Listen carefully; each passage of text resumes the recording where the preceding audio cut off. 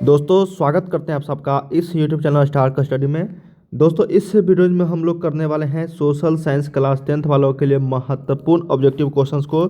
जो भी छात्र 2022 में एग्जाम देने वाले हैं, ये बोर्ड एग्जाम स्पेशल है दोस्तों, क्योंकि ये सारे क्वेश्चन बहुत ही वायरल है और आप लोगों के बोर्ड परीक्षा में यहाँ से डायरेक्ट क्वेश्चन पूछने देखने को मिलेंगे।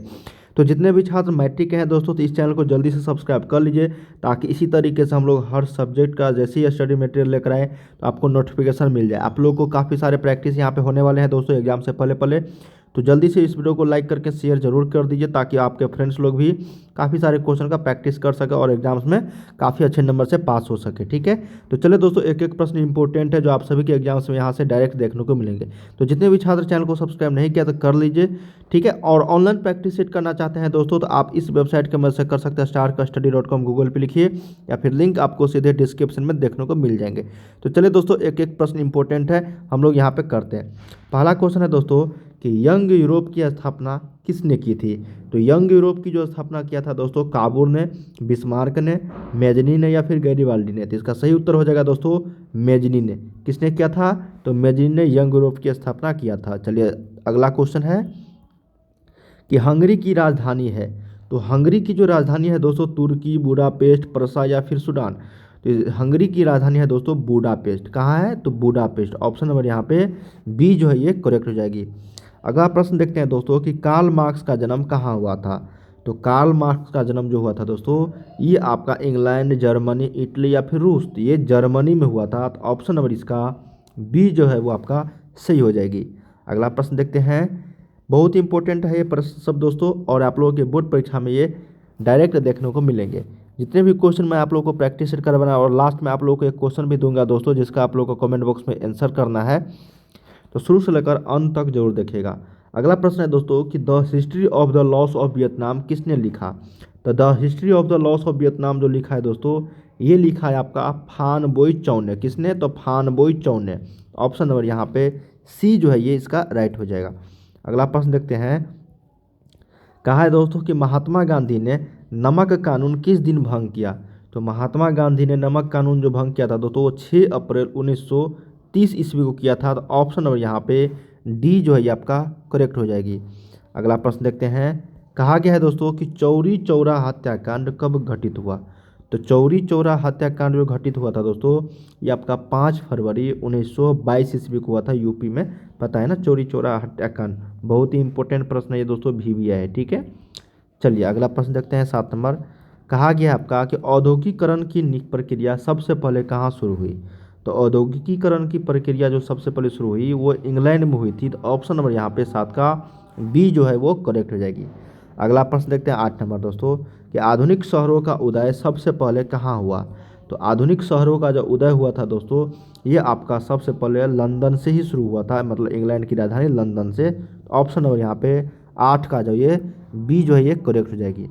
अगला प्रश्न देखते हैं दोस्तों 9 नंबर।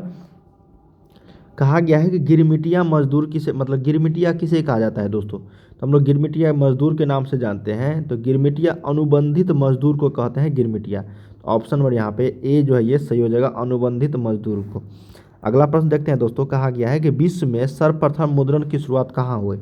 तो विश्व में सर्वप्रथम मुद्रण की जो शुरुआत हुई थी दोस्तों, ये हुआ था आपका चीन में। तो ऑप्शन नंबर यहाँ पे 10 का सी जो है वो करेक्ट हो जाएगी।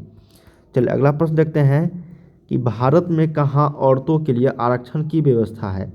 तो भारत में दोस्तों पंचायती राज संस्थाएं में औरतों के लिए, मतलब महिलाओं के लिए आरक्षण की व्यवस्था है। तो इसका राइट आंसर हो जाएगा ऑप्शन नंबर डी, पंचायती राज संस्थाएं।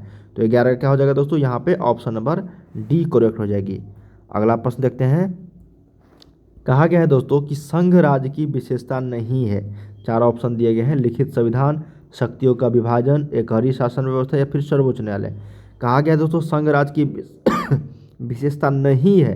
तो नहीं जब आया जाएगा दोस्तों, तो ये शक्तियों का जो विभाजन है वो संघ राज्य की विशेषता में नहीं आती है ना। किसी भी शक्ति का विभाजन नहीं होना चाहिए, संघ राज्य की विशेषता ये नहीं होता है। ठीक है ना, तो ऑप्शन नंबर यहाँ पे 12 का बी जो है ये करेक्ट हो जाएगी। अगला प्रश्न देखते हैं दोस्तों 13 नंबर। कहा गया कि समवर्ती सूची में रखा जाता है। तो समवर्ती सूची में जो रखते हैं दोस्तों केंद्र एवं राज्य सरकार दोनों को। तो ऑप्शन नंबर यहाँ पे बी जो है वो करेक्ट हो जाएगी, केंद्र एवं राज्य सरकार दोनों। अगला प्रश्न देखते हैं, कहा गया कि सूचना के अधिकार आंदोलन की शुरुआत कहाँ से हुई। तो सूचना के अधिकार आंदोलन की जो शुरुआत हुई है दोस्तों, ये हुआ आपका राजस्थान से। तो ऑप्शन नंबर यहाँ पे 14 का ए जो है वो सही हो जाएगी। अगला प्रश्न देखते हैं दोस्तों कि राजनीतिक दल का आशय है। तो राजनीतिक दल का जो आशय है दोस्तों, इसका मतलब क्या है। राजनीतिक दल का आशय वो है व्यक्तियों के समूह से, है ना। इसमें तो अफसर रहते नहीं है दोस्तों, सेना भी नहीं रहते हैं, किसान भी नहीं रहते, ये व्यक्ति ही रहते हैं ना। लेकिन हालांकि व्यक्ति ही है सारे, अफसर भी व्यक्ति ही बनते हैं, सेना भी लेकिन ये किसी और विशिष्ट दल में आ जाता है दोस्तों। जैसे यहाँ अफसर हो गया, कुछ अलग ही इसका काम रहता है। लेकिन व्यक्तियों के समूह में राजनीतिक दल का आशय यहाँ पे हो जाएगा 15 का ऑप्शन नंबर डी जो ये सही हो जाएगी। अगला प्रश्न देखते हैं 16 नंबर। कहा गया है कि लोकतंत्र जनता के लिए जनता के द्वारा शासन है। क्या क्वेश्चन है कि दोस्तों लोकतंत्र जनता के द्वारा और जनता के लिए शासन है, यह कथन किसका है। बहुत ही भीवी है दोस्तों और ये पूछा जाता है हर साल। ये है अब्राहम लिंकन का। तो ऑप्शन नंबर यहाँ पे 16 का सी जो है ये सही हो जाएगी। अगला प्रश्न है दोस्तों कि गठबंधन सरकार की पकड़ प्रशासन पर होती है, मजबूत, ढीली, अति मजबूत या फिर कठोर। तो जैसी गठबंधन सरकार हो जाती है दोस्तों, तो उसकी पकड़ प्रशासन पर ढीली हो जाती है। तो यहाँ पे 17 का ऑप्शन नंबर बी जो है वो सही हो जाएगी, ढीली पड़ जाती है, ठीक ना। चलिए अगला प्रश्न है कि चिपको आंदोलन की शुरुआत कहाँ से हुई, मतलब किस राज्य से हुई थी। तो चिपको आंदोलन जो है दोस्तों, एक पता है ना, पेड़ को काटने से रोका जा रहा था महिलाओं के द्वारा। तो उत्तराखंड से यहाँ पे शुरू हुई थी चिपको आंदोलन, ठीक है, पेड़ से जाके चिपक जाते थे। तो ऑप्शन नंबर ए 18 का। अगला प्रश्न देखते हैं कि इनमें से किसे पिछड़ा राज्य कहा जाता है। तो पंजाब, केरल, बिहार, दिल्ली।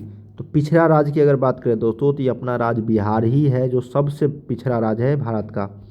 भारत का सबसे पिछड़ा राज्य कौन सा है, तो बिहार है। ऑप्शन नंबर 19 का सी हो जाएगी।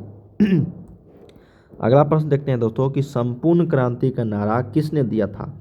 तो संपूर्ण क्रांति का नारा जो दिया था दोस्तों, वो आपको विनोबा भावे, डॉक्टर राजेंद्र प्रसाद, जगजीवन राम या फिर जयप्रकाश नारायण। ऑप्शन नंबर यहाँ पे डी ये करेक्ट हो जाएगी। जयप्रकाश नारायण जी के द्वारा संपूर्ण क्रांति का नारा दिया गया था। तो 20 का ऑप्शन नंबर डी। अगला प्रश्न देखते हैं दोस्तों कि भारत में किस राज्य की प्रति व्यक्ति आय सर्वाधिक है। भारत में किस राज्य की प्रति व्यक्ति आय सर्वाधिक है। तो वो है दोस्तों आपका गोवा की। गोवा में है दोस्तों सबसे ज़्यादा प्रति व्यक्ति आय सर्वाधिक है, सबसे ज़्यादा है ना। तो 21 का right answer option number D correct हो जाएगा। अगला प्रश्न देखते हैं दोस्तों कि साख पत्र कितने प्रकार के होते हैं। साख पत्र, तो साख पत्र की अगर बात करें दोस्तों, तो ये टोटल 8 प्रकार के होते हैं। तो 22 का ऑप्शन नंबर यहाँ पे सी जो है वो सही हो जाएगी। अगला प्रश्न देखते हैं कि भारत की आर्थिक व्यवस्था क्या है। तो पता ही होगा दोस्तों कि भारत की आर्थिक व्यवस्था जो है समाजवादी, पूंजीवादी, मिश्रित या फिर इनमें से। तो ये मिश्रित अर्थव्यवस्था है। तो ऑप्शन नंबर 23 का सी जो है वो करेक्ट हो जाएगी। अगला प्रश्न, इनमें से कौन एक बीमारू राज्य नहीं है।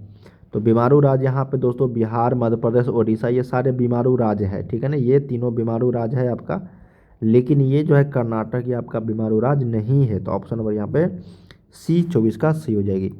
अगला प्रश्न देखते हैं कि वैश्वीकरण के मुख्य अंग कितने होते हैं। तो वैश्वीकरण के दोस्तों मुख्य अंग 1, 2, 5, 4। तो ऑप्शन नंबर यहाँ पे सी जो है वो सही हो जाएगी। वैश्वीकरण के मुख्य अंग जो होते हैं टोटल 5 होते हैं ना, जो ऑप्शन नंबर सी में है। अगला प्रश्न दोस्तों कहा गया है कि सोने के आभूषण की शुद्धता की पहचान किस चिन्ह से होती है। तो वो होता है दोस्तों आपका हॉलमार्क चिन्ह से ना। हॉलमार्क आप लोग जानते होंगे, जब भी आप ज्वेलरी की दुकान देखते होंगे तो वहाँ पे हॉलमार्क एक ये सब लिखा हुआ रहता है। तो सोने के आभूषण की जांच हॉलमार्क के द्वारा किया जाता है। अगला प्रश्न, कोयला किस प्रकार का संसाधन है दोस्तों। तो कोयला जो है एक नवीकरणीय संसाधन है। नहीं, कोयला किस प्रकार का संसाधन है दोस्तों, तो कोयला अनवीकरणीय है। मतलब एक बार जब बनता है तो उसको लाखों करोड़ों वर्ष लगते हैं बनने में। तो ऑप्शन नंबर यहाँ पे 27 का वो ए सही हो जाएगी। अगला प्रश्न है दोस्तों कि मरुस्थलीय मृदा किस राज्य में पाई जाती है। तो मरुस्थलीय मृदा जो होता है वो आपको राजस्थान में पाया जाता है। तो ऑप्शन नंबर यहाँ पे 28 का बी सही हो जाएगी। अगला प्रश्न देखते हैं कि कुल जल का कितना प्रतिशत भाग महासागरों में निहित है। तो दोस्तों देखिए, कुल जल का कितना प्रतिशत भाग महासागरों में निहित है। तो इसका जो करेक्ट आंसर हो जाएगी वो हो जाएगी 96.6%। इसका मतलब दोस्तों 100% में से 96.6 जो है वो आपको महासागर, मतलब हिंद महासागर, प्रशांत महासागर, ये सारे अरब सागर जितने भी सागर है दोस्तों उसमें निहित है है ना। और पृथ्वी पर मात्र कितना है दोस्तों, 2.5% ही बचता है ये पीने के पानी, है ना। और बाकी सारे ये खारा है दोस्तों। आप लोग जानते होंगे कि समुद्र का जल जो है वो खारा होता है ना, मतलब नमकीन होता है। तो पीने का जो मात्र बहुत ही कम पानी बचता है। तो याद रखिएगा कुल जल का कितना प्रतिशत भाग महासागरों में निहित है, तो 96.6। अगला प्रश्न देखते हैं दोस्तों कि भारत का राष्ट्रीय पक्षी है। तो भारत का राष्ट्रीय पक्षी यहाँ पे कबूतर, हंस, मोर, तोता। तो यहाँ पे से उत्तर हो जाएगा मयूर, मतलब मोर जो है ये दोस्तों भारत का राष्ट्रीय पक्षी है ना। अगर जलीय जीव की बात करें दोस्तों, भारत का जलीय जीव, तो भारत का जलीय जीव में आ जाता है दोस्तों आपका डॉल्फिन, है ना। मछली भी बोलते हैं हम लोग, डॉल्फिन होता है, डॉल्फिन। तो याद रखिएगा, ठीक है। राष्ट्रीय पक्षी और राष्ट्रीय फूल कौन सा है दोस्तों, तो कमल फूल है ना, राष्ट्रीय फूल कमल। राष्ट्रीय मिठाई ये भी पता है, जलेबी। तो ये सारे चीज़ राष्ट्रीय एक प्रश्न पूछे जाते हैं दोस्तों, तो इसलिए याद कर लेना इस तरह के प्रश्न। अगला प्रश्न देखते हैं, किस राज्य में खनिज तेल का भंडार स्थित है। तो जानते होंगे दोस्तों असम में जो है दोस्तों, असम राज्य में तेल का, खनिज तेल का विशाल भंडार स्थित है। असम से ही अपने राज्य बिहार में बेगूसराय स्थित बरौनी में दोस्तों तेल आता है और वहीं पे प्यूरीफायर होती है ना, शुद्धिकरण होता है। तो किस राज्य में खनिज तेल का विशाल भंडार स्थित है, तो असम में। अगला प्रश्न देखते हैं कि निम्नलिखित में से खरीफ फसल कौन है। तो खरीफ फसल जैसी आया दोस्तों, तो धान से रिलेटेड जितने भी होते हैं वो खरीफ फसल होते हैं। ऑप्शन नंबर यहाँ पे सी हो जाएगा चावल। क्या हो जाएगा, चावल 32 का, ये खरीफ फसल है। और ये सारे रबी फसल था दोस्तों, गेहूँ, सरसों, मटर। अगला प्रश्न है दोस्तों कि नागपुर सड़क योजना के अंतर्गत सड़क को कितने भागों में बांटा गया है। तो नागपुर सड़क योजना के अंतर्गत सड़कों को जो बांटा गया है दोस्तों, ये बांटा गया 4 भागों में। तो ऑप्शन नंबर यहाँ पे ए जो है वो सही हो जाएगी। अगला प्रश्न देखते हैं कि बिहार में नहरों द्वारा सर्वाधिक सिंचाई किस जिले में होती है। तो बिहार में नहरों द्वारा सर्वाधिक सिंचाई जो होती है दोस्तों, ये होता है आपका रोहतास जिला में। तो ऑप्शन नंबर यहाँ पे 34 का ए जो है वो सही हो जाएगी। रोहतास में नहरों द्वारा सर्वाधिक सिंचाई होती है।